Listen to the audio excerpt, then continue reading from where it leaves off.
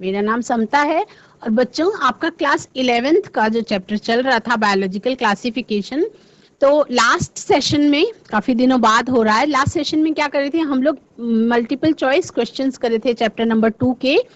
तो हम लोगों के कुछ ही क्वेश्चन हुए थे, कुछ नहीं हो पाए थे, तो वो आज हम एमसीक्यूज को कंप्लीट कर लेंगे और उसके बाद कल के सेशन से हम न्यू चैप्टर आपका प्लांट किंगडम वाला स्टार्ट करेंगे। Let's go to the smart board and start MCQs questions. बच्चों आपका क्लास 11th का चैप्टर नंबर चल रहा था 2, उसके हम कर रहे थे एमसीक्यूज यानी कि मल्टीपल चॉइस क्वेश्चंस। तो जिसमें हमने कर लिया था 5 जगत वर्गीकरण पद्धति के संदर्भ में निम्नलिखित कथनों पर विचार कीजिए। तो यह पद्धति आर.एच. व्हिटेकर के द्वारा प्रस्तावित की गई। इसमें कवकों जैसे परपोषी, हरित पादपों जैसे स्वपोषी के बीच विभेद नहीं किया गया और इसमें प्रोकैरियोटिक बैक्टीरिया तथा नील हरित शैवाल को एक ही समूह में रखा गया। इस पद्धति के अनुसार एक कोशिक जीवों को बहुकोशिक जीवों के साथ वर्गीकृत किया गया। इसमें कौन कौन से सेंटेंसेस सही हैं वो आपको बताना है। क्वेश्चन आप कर चुके हैं, जस्ट मैं रिवाइज करवाऊंगी। आपका जो उपयुक्त सभी कथन इसमें सही हैं। पहले की जो बाइनोमियल क्लासिफिकेशन कराई गई थी बच्चों, यूकैरियोटिक और प्रोकैरियोटिक, इसमें एक कोशिकीय और बहुकोशिकीय और प्रकाश संश्लेषी यानी कि फोटोसिंथेटिक और अप्रकाश संश्लेषी यानी कवकों के बीच विभेद स्थापित करना संभव नहीं था। इन्हीं समस्याओं के निवारण के कारण आर.एच. व्हिटेकर द्वारा क्या किया गया? 5 किंगडम क्लासिफिकेशन को प्रस्तावित किया गया, प्रपोज किया गया।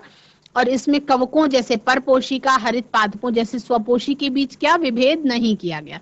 इसमें प्रोकैरियोटिक बैक्टीरिया और नील हरित शैवाल को एक ही समूह के रूप में वर्गीकृत किया गया। इस पद्धति के अनुसार एक कोशिक जीवों को बहुकोशिक जीवों के साथ वर्गीकृत किया गया। और 5 जगत वर्गीकरण को संक्षिप्त रूप से आप पढ़ चुके हैं। लास्ट पूरा आपने चैप्टर अच्छी तरह से पढ़ा है। क्वेश्चन नंबर 2 था आपका कि कवकों की कोशिका भित्ति सेल्यूलोज की जबकि हरित पादपों की काइटिन की बनी होती है। पादप जगत के सभी जीवों की कोशिकाओं में कोशिका भित्ति उपस्थित होती है। इसमें भी ये सेंटेंसेस सही है कि नहीं ये आपको देखना है। पैरामीशियम और अमीबा में कोशिका भित्ति अनुपस्थित होती है। कौन सा इसमें सही है? आंसर इसका सी सही है। कवकों की जो कोशिका भित्ति होती है वो काइटिन की, जबकि हरित पादपों की किसकी बनी होती है? सेल्यूलोज की बनी होती है। ठीक है। और तो सेंटेंस आपका 1 जो है वो गलत है। पादप जगत के सभी जीवों की कोशिकाओं में कोशिका भित्ति पाई जाती है, ये सही है। पैरामीशियम और अमीबा जो कि प्रोटिस्टा के अंतर्गत आते हैं उनमें कोशिका भित्ति कैसी होती है? प्रेजेंट नहीं होती है यानी कि अनुपस्थित होती है। और इस जगत की कुछ कोशिकाओं में कोशिका भित्ति उपस्थित होती है और कुछ में नहीं होती है। इसीलिए उदाहरण के लिए इसी जगत के क्लेमाइडोमोनास है और आपका क्लोरेला है, इन दोनों में क्या होती है? कोशिका भित्ति उपस्थित होती है। इनमें क्या होती है? कोशिका भित्ति उपस्थित होती है। ठीक है। उसके बाद आपका सभी बैक्टीरिया मोनेरा जगत के अंतर्गत आते हैं। आपका प्रिमिटिव टाइप ऑफ बैक्टीरिया यानी आर्की बैक्टीरिया और अन्य बैक्टीरिया की कोशिका भित्ति की संरचना एक समान होती है। मिथेनोजन आर्की बैक्टीरिया के एग्जाम्पल्स हैं जो अनेक रूमिनेंट पशुओं की आंत में पाए जाते हैं। नॉस्टॉक और एनाबिना नामक बैक्टीरिया नाइट्रोजन का फिक्सेशन करते हैं। ठीक है। इसमें आपका सभी बैक्टीरिया क्या है बच्चों? मोनेरा के अंतर्गत आते हैं। तो सेंटेंस नंबर 1 आपका करेक्ट है। आर्की बैक्टीरिया को कोशिका भित्ति की संरचना और अन्य बैक्टीरिया की कोशिका भित्ति की संरचना से भिन्न होती है। यही लक्षण उन्हें प्रतिकूल अवस्थाओं में जीवित रखने के लिए उत्तरदायी होता है। जो मिथेनोजेंस होते हैं, मिथेनोजेंस आद्य बैक्टीरिया के उदाहरण हैं और इन्हें अनेक रूमिनेंट पशुओं की आंत में पाए जाते हैं। इनके गोबर से मीथेन गैस का निर्माण होता है। इनके गोबर से क्या होता है? मीथेन गैस का उत्पादन होता है। तो इसका मतलब कि ये आपका है सही। ठीक है। और नॉस्टॉक और एनाबिना नामक बैक्टीरिया पर्यावरण की नाइट्रोजन का क्या करते हैं? स्थिरीकरण करते हैं यानी कि फिक्सेशन करते हैं। तो ये आपका जो है ये सही है। ठीक है। इसके बाद ये बैक्टीरिया कैसे होते हैं बच्चों, ये आपके होते हैं परपोषी। ये कैसे होते हैं, ये आपके परपोषी होते हैं। ठीक। निम्नलिखित में से किसको साइनोबैक्टीरिया के नाम से जाना जाता है? किसको साइनोबैक्टीरिया के नाम से जाना जाता है बच्चों? नील हरित शैवाल को आप साइनोबैक्टीरिया के नाम से जानते हैं। साइनोबैक्टीरिया, नील हरित शैवाल को साइनोबैक्टीरिया के नाम से भी जाना जाता है। और ये कैसे होते हैं, ये आपके प्रकाश संश्लेषी स्वपोषी होते हैं। ठीक है। आपका नेक्स्ट क्वेश्चन था कि बैक्टीरिया लैंगिक प्रजनन करने में सक्षम है। माइकोप्लाज्मा में कोशिका भित्ति बिल्कुल नहीं पाई जाती है। माइकोप्लाज्मा सबसे छोटी जीवित कोशिकाएं हैं जो बिना ऑक्सीजन के जीवित रह सकती हैं। ठीक है। ऑप्शंस कुछ इस तरीके से कूट में दिए जाते हैं। तो उसके बाद फिर इसका आंसर जो है बच्चों वो क्या है आपका, 1, 2 और 3 नंबर सेंटेंस सही है। देख लेते हैं कैसे। बैक्टीरिया सामान्यतः कोशिका विभाजन के द्वारा क्या करते हैं, प्रजनन करते हैं। कैसे करते हैं, कोशिका विभाजन के द्वारा ये प्रजनन करते हैं। कभी कभी विपरीत परिस्थितियों में ये क्या करते हैं, बीजाणु बनाते हैं और ये सेक्सुअल रिप्रोडक्शन भी करते हैं। क्या करते हैं, लैंगिक प्रजनन भी करते हैं, जिसमें एक बैक्टीरिया से दूसरे बैक्टीरिया में क्या हो जाता है बच्चों, ट्रांसफर हो जाता है। किसका, डीएनए का ट्रांसफर हो जाता है। माइकोप्लाज्मा बैक्टीरिया वंश के ऐसे जीवधारी हैं जिनमें कोशिका भित्ति एब्सेंट होती है या कोशिका भित्ति बिल्कुल नहीं पाई जाती है। और ये सबसे छोटी जीवित कोशिकाएं हैं जो बिना ऑक्सीजन के जीवित रह सकती हैं। कैसे रह सकती हैं, बिना ऑक्सीजन के जीवित रह सकती हैं। ठीक है। नेक्स्ट क्वेश्चन आपका है कि एक कोशिक को यूकैरियोटिक में रखा गया है। प्राथमिक रूप से इस जगत के सभी सदस्य जलीय होते हैं। देखते हैं क्या सही है। प्रोटिस्टा जगत के अंतर्गत सभी एक कोशिक यूकैरियोटिक को रखा गया है, परंतु इसकी जगत की सीमाएं ठीक से निर्धारित नहीं हैं। यूकैरियोटिक होने के कारण इनकी कोशिकाओं में एक सुसंगठित केंद्रक या वेल डेवलप्ड न्यूक्लियस और अन्य झिल्लीबद्ध कोशिकांग पाए जाते हैं।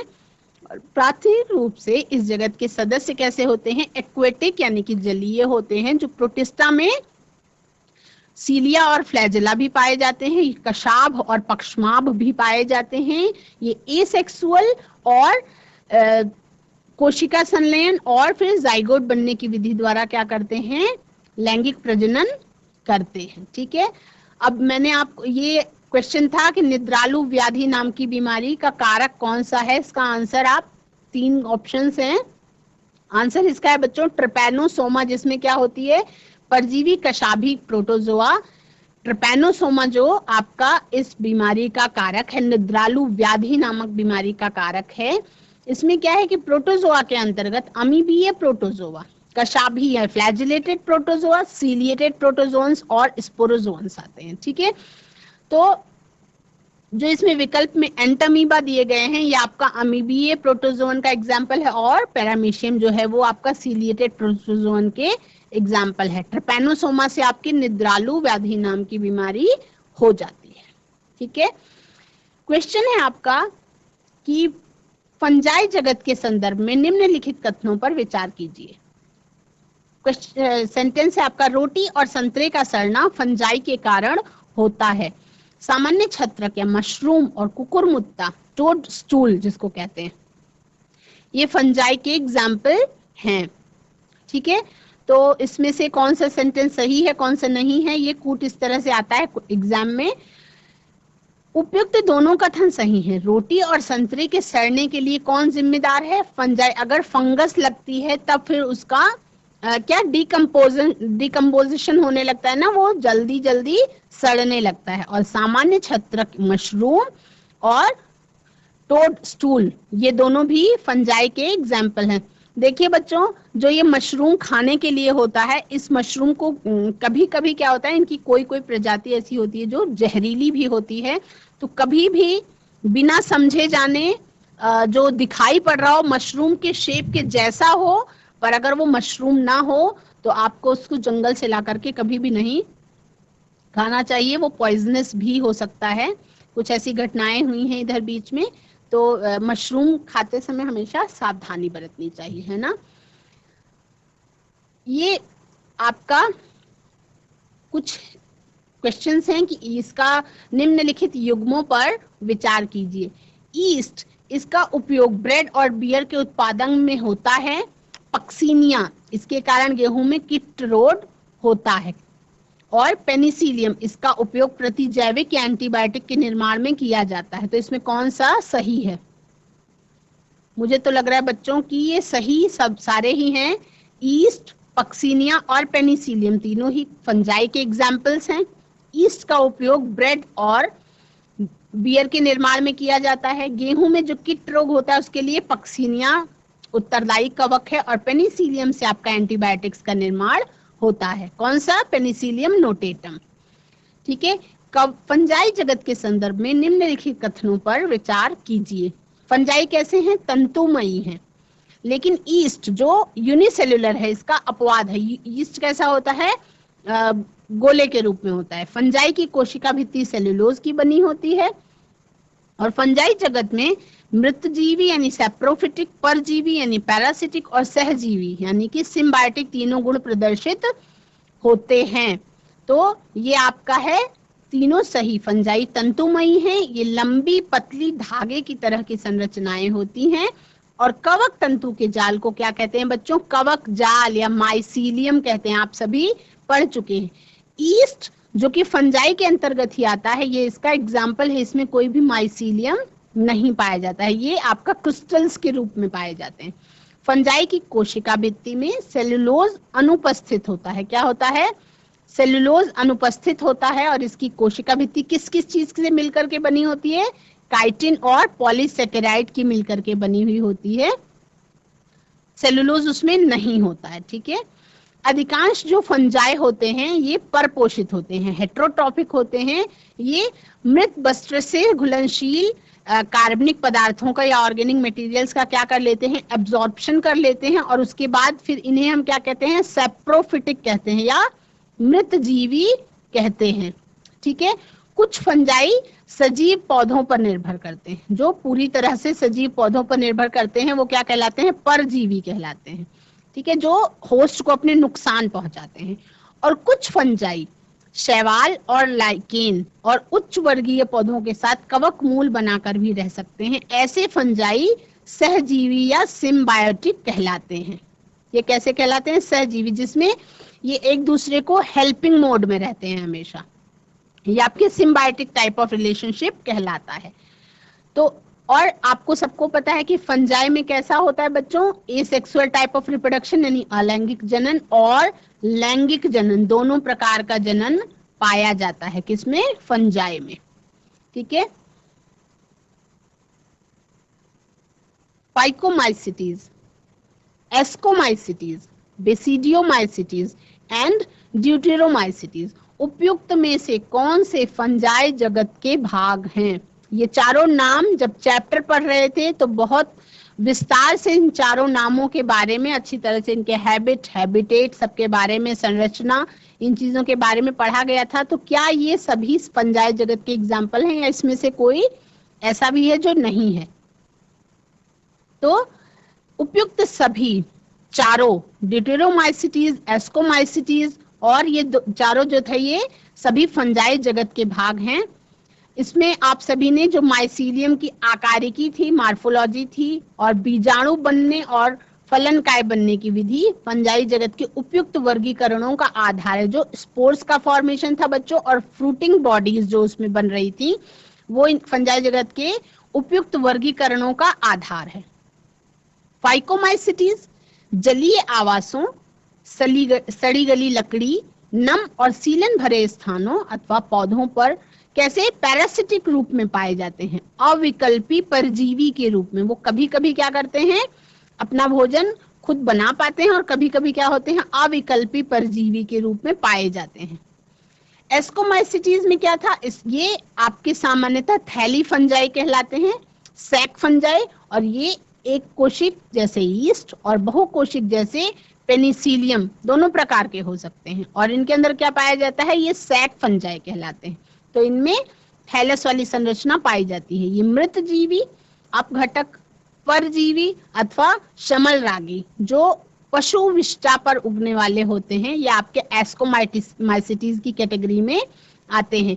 बेसिडियोमाइसिटीज के अंतर्गत अब तक ज्ञात सामान्य प्रकार आपका मशरूम है, ब्रेक्ट फंजाई है और पफ बॉल है। ये मिट्टी में लट्ठे तथा वृक्ष की ठूंठों पर और सजीव पादपों के अंदर परजीवी के रूप में उगते हैं, जैसे आपका किट और कंड या स्मट जिसको कहते हैं।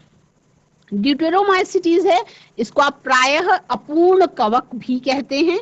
अपूर्ण कवक कहते हैं क्योंकि इसकी केवल अलैंगिक और कायिक प्रावस्था ही हो पाई है। ठीक है, नेक्स्ट क्वेश्चन आपका है बच्चों की निम्नलिखित कथनों पर विचार कीजिए। इसके अंतर्गत ऐसे यूकैरियोटिक आते हैं जिनमें क्लोरोफिल उपस्थित होता है पादप जगत के अंतर्गत। ठीक, दूसरा है पादप कोशिका में कोशिका भित्ति किसकी बनी होती है? सेल्यूलोज की बनी होती है। इसमें कौन सा आपका सही है? तो दोनों कथन आपके सही है। पादप जगत में ऐसे सभी जीव आते हैं जो कैसे हैं? आपके यूकैरियोटिक हैं और जिनमें क्या उपस्थित होता है बच्चों? क्लोरोफिल प्रेजेंट होता है। ऐसे जीव क्या कहलाते हैं? आपके पादप कहलाते हैं। पादप कोशिका में जो कोशिका भित्ति उपस्थित होती है वो किस चीज की बनी हुई होती है? वो सेल्यूलोज की बनी हुई होती है। ठीक है, नेक्स्ट क्वेश्चन हम देखेंगे कि ब्लैडरवर्ट, वीनस फ्लाई ट्रैप और कस्क्यूटा यानी कि अमरबेल, इसमें से कौन सा कीट भक्षी है और कौन सा नहीं है?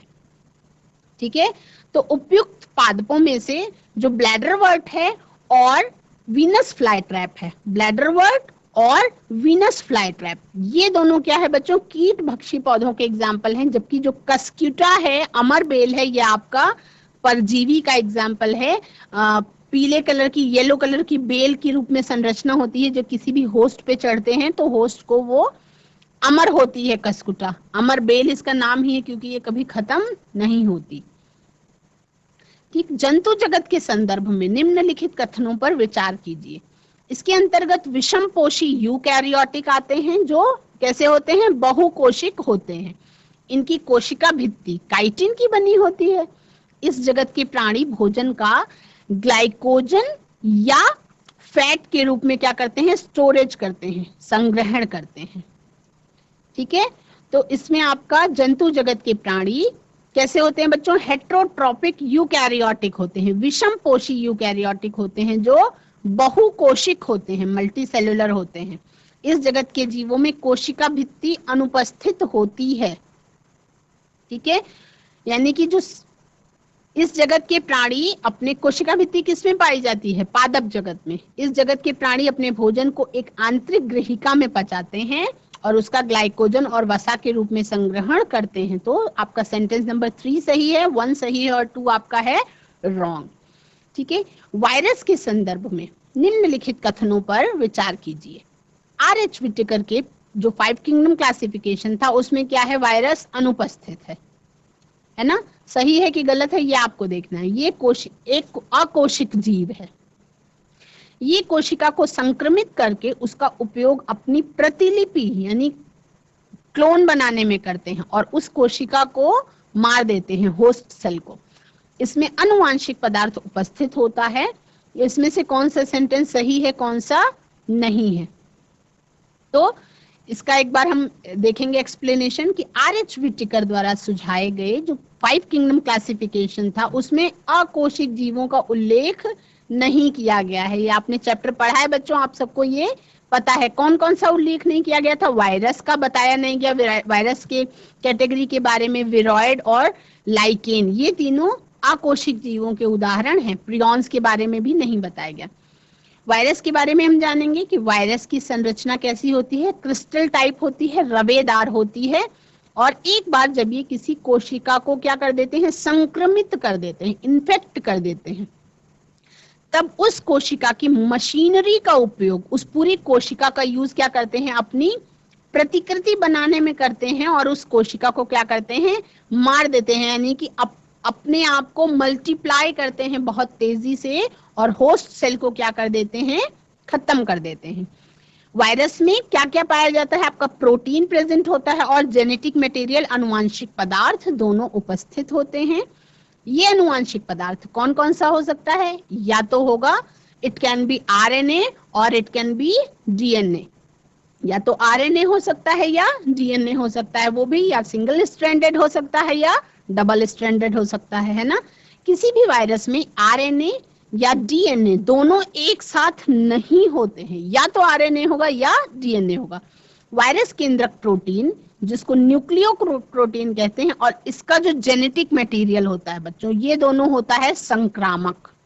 ठीक है, तो वायरस को और इसके कैप्सूल के अंदर ये बंद रहते हैं, तो जो कैप्सूल के अंदर बंद जेनेटिक मटेरियल है, अगर कैप्सूल को डिस्ट्रॉय कर दिया जाए तो फिर उसका जेनेटिक मटेरियल किसी काम का नहीं होगा, अगर वो किसी जीवित सेल को इन्फेक्ट करने के पहले उसके कैप्सूल को डिस्ट्रॉय किया जाए। लेकिन इतने छोटे होते हैं कि दिखते हैं नहीं, इसलिए समय समय पे हाथ धोने के लिए कहा जाता है। ठीक है, वायरस के संदर्भ में निम्नलिखित कथनों पर विचार कीजिए। प्रायः सभी पादप वायरस में एक लड़ी वाला या सिंगल स्ट्रैंडेड आरएनए अथवा डीएनए, जबकि सभी जंतु वायरस में सदैव दोहरी लड़ी वाला आरएनए या डीएनए पाया जाता है। ये कथन आपको विचार करना है कि ये सही है या नहीं। बैक्टीरियल अथवा जीवाणु भोजू यानी कि बैक्टीरियोफेज जो बैक्टीरिया पे इन्फेक्शन करते हैं, प्रायः दोहरी लड़ी वाले डीएनए वायरस होते हैं। ठीक है, तो इसका है आपका कि प्रायः या अधिकतर पादप वायरस में एक लड़ी वाला आरएनए या सिंगल स्ट्रैंडेड आरएनए अथवा डीएनए होता है, जबकि जंतु वायरस में एक अथवा दोहरी लड़ी वाला। इसमें बच्चों, इसमें तो केवल आरएनए और डीएनए होता है एक लड़ी वाला, और इसमें एक लड़ी वाला भी हो सकता है जिसको आप सिंगल स्ट्रैंडेड कहते हैं, या डबल स्ट्रैंडेड डबल हेलिक्स वाला भी हो सकता है, आरएनए और डीएनए। ठीक है, बैक्टीरियल वायरस अथवा जो जीवाणु भोजी होते हैं, बैक्टीरियोफेज, ये आवरण वायरस जो बैक्टीरिया पर संक्रमण करता है। बैक्टीरियोफेज क्या है, व्हाट इज बैक्टीरियोफेज? जो आपका इन्फेक्शन करता है बैक्टीरिया पर। ये प्रायः डबल स्ट्रैंडेड यानी दोहरी लड़ी वाले डीएनए होते हैं।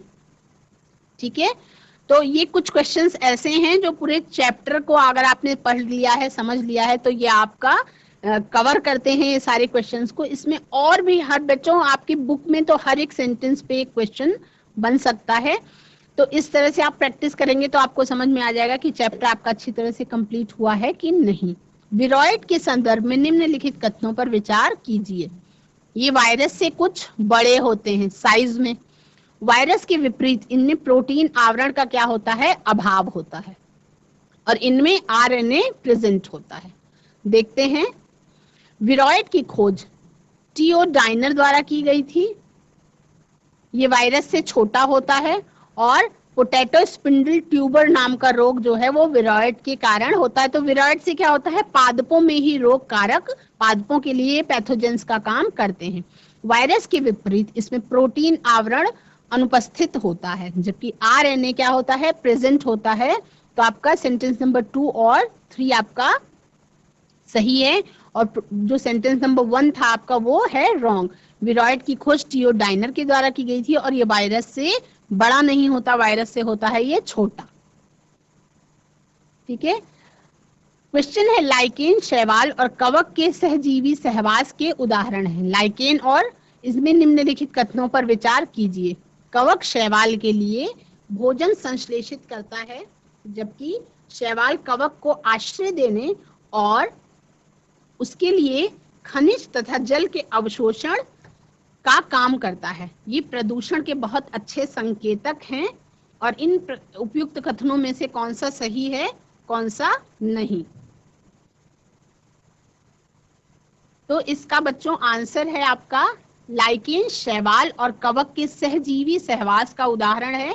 इसका शैवाल घटक आपका शैवलांश और कवक का घटक माइकोवाइंट कहलाता है, और ये क्रमशः ऑटोट्रॉफिक और हेटेरोट्रॉफिक होते हैं। शैवाल कवक के लिए भोजन संश्लेषित करता है, कवक शैवाल को आश्रय देने।